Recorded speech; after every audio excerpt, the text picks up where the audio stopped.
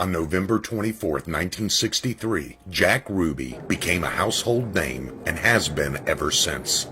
It is highly probable that very few, if any, would remember him today, but for the single moment in time seen on live TV in which he shot and killed alleged presidential assassin Lee Harvey Oswald. Why he killed Oswald remains a mystery. Explanations range from a grieving soul who wanted to spare Jacqueline Kennedy the tortures of a trial, to conspiracy theories involving the mob, the CIA, or agents of the Cuban government. But just who was Jack Ruby? His real name was Jacob Leon Rubenstein, and he was born in Chicago sometime in 1911. The exact date of his birth being somewhat of a mystery. The date he most often gave was March 25th. Ruby was the fifth of 10 surviving children. His parents had immigrated from Poland to escape not only poverty, but the growing anti-Semitism in Europe during the latter half of the 19th century. Raised in an Orthodox Jewish home, he grew up in the Maxwell Street area of Chicago. His sister Eva characterized it as below the middle class, but yet it wasn't the poorest class. Ruby's parents generally lived near Italian sections, where there were frequent fights along ethnic lines. At an early age, Jack broke with the straight-laced beliefs of his parents, becoming what family friends referred to as a problem child, racking up arrests for juvenile delinquency and truancy, with his first arrest coming at the tender age of 11. According to his sister Ava Grant, Jack got a nickname that he really didn't like, Sparky, and anyone who was foolish enough to say it to his face would then be introduced to Jack's fist. He dropped out of high school during his 8th grade year and never looked back. Due to his proclivity for breaking the law, Jack spent court-ordered time in foster care as well as time with the Institute of Juvenile Research. He picked up quick cash on the street selling tip sheets at the racetrack, as well as committing other petty crimes. Later, he became an agent for the Garbage Collectors Union, which eventually merged with the International Brotherhood of Teamsters. Ed Becker, in his book All-American Mafioso, The Johnny Roselli Story, noted, Ruby came of age running with a street gang that used to run innocuous errands for Al Capone. He graduated to become a top Union slugger under Paul Dorfman and was arrested and questioned by police in connection with the 1939 murder of Leon Cook, founder of Local 2467 of the Scrap Iron and Junk Handlers Union. But without any evidence to hold him, Ruby was ultimately released. He left the police station that day smiling, because he had dodged a possible conviction and his star was on the rise with the Chicago outfit. After the death of Cook, Dorfman assumed control of the union, and Jack Ruby was slated as his right-hand man. Later, the AFL-CIO stated that the union was largely a shakedown operation, and that Dorfman and Ruby had their hands deep in the till. On December 7, 1941, Japan attacked Pearl Harbor and the whole world was thrown into war.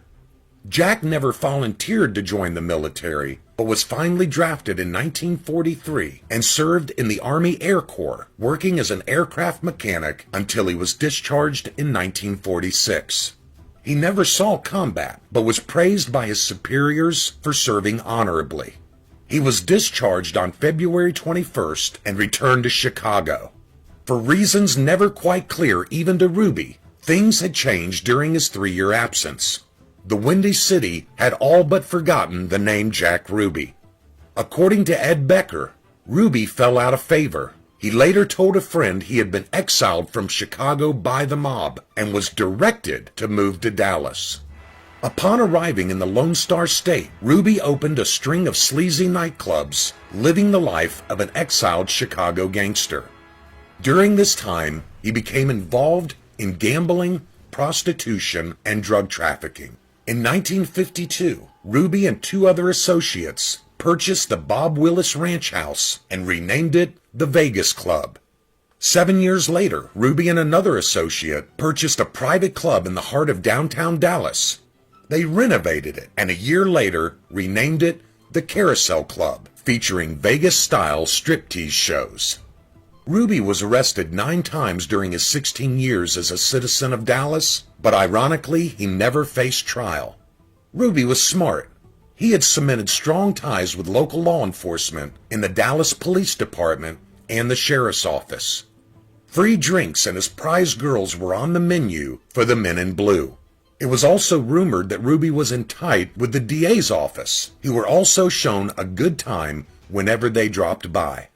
It was an explosive time in world history. The mob was in its heyday, with its criminal activities far-reaching.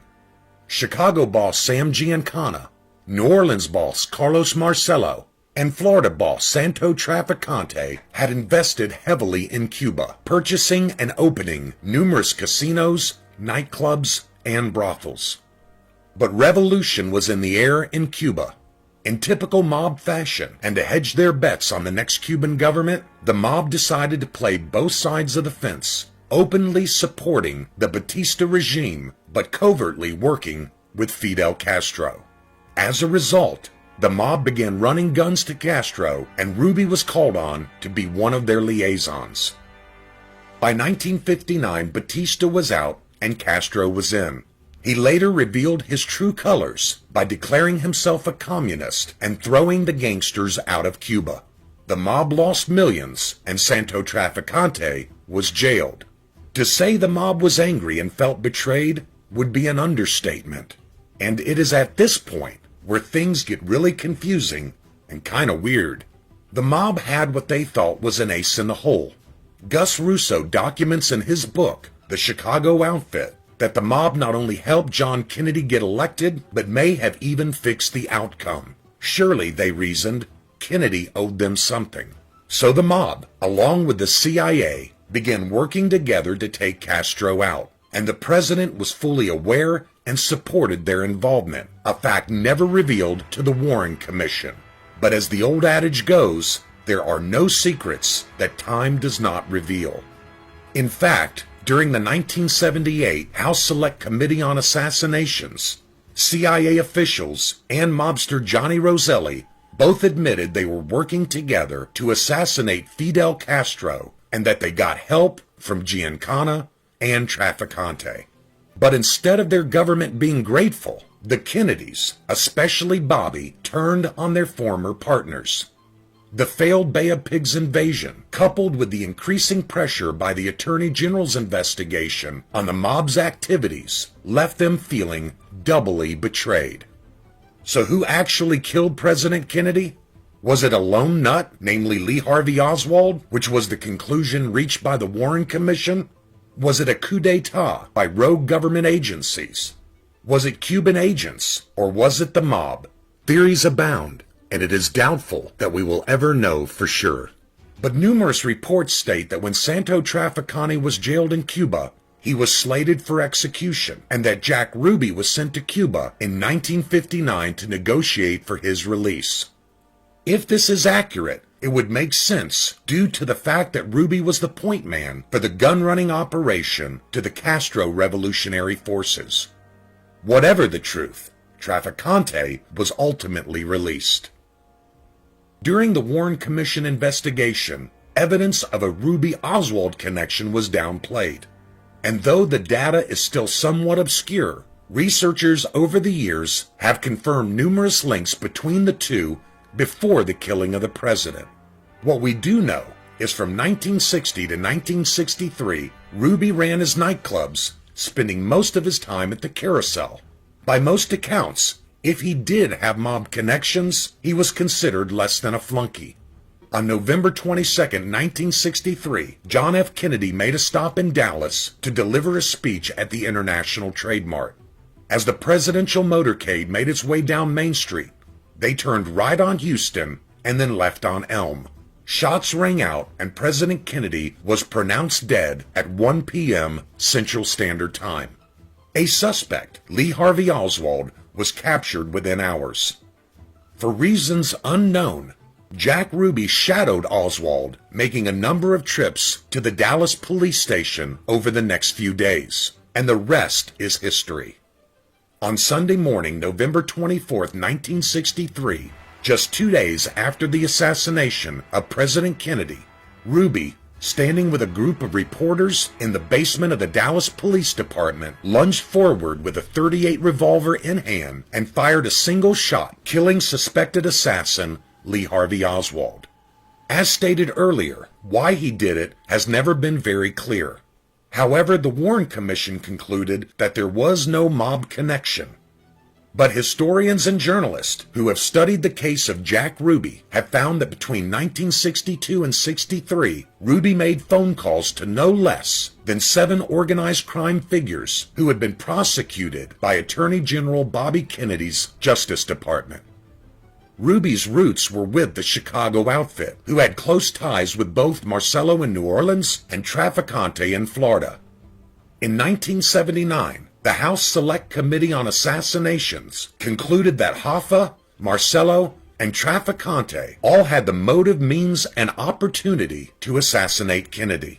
During the same hearings, an FBI informant testified that Trafficante had stated that Kennedy was going to be hit as a result of then Attorney General Robert Kennedy going after the mob's cash cow, Jimmy Hoffa. In 1992, Frank Regano, a longtime lawyer for Hoffa and Trafficante, told the New York Post that the 2 mobsters and Marcello had agreed to kill the president. Regano claimed that Trafficante said on his deathbed, "Carlos f***ed up. We shouldn't have gotten rid of Giovanni," meaning John. "We should have killed Bobby." During the Warren investigation, Ruby told commissioners that he was not free to talk in Dallas, fearing for his life. He asked to go back to Washington with them, and that he would then reveal all that he knows. His request was denied, and therefore, he never gave a statement. On March 14, 1964, Jack Ruby was found guilty of murder with malice of Lee Harvey Oswald and sentenced to die in the electric chair. It was the first courtroom verdict to be televised in U.S. history. In October 1966, the Texas Court of Appeals reversed the decision on the grounds of improper admission of testimony and the fact that Ruby could not have received a fair trial in Dallas at the time. On January 3, 1967, while awaiting a new trial to be held in Wichita Falls, Ruby died at Parkland Hospital of a pulmonary embolism brought on by advanced lung cancer. He was buried beside his parents in the West Lawn Cemetery in Norridge, Illinois.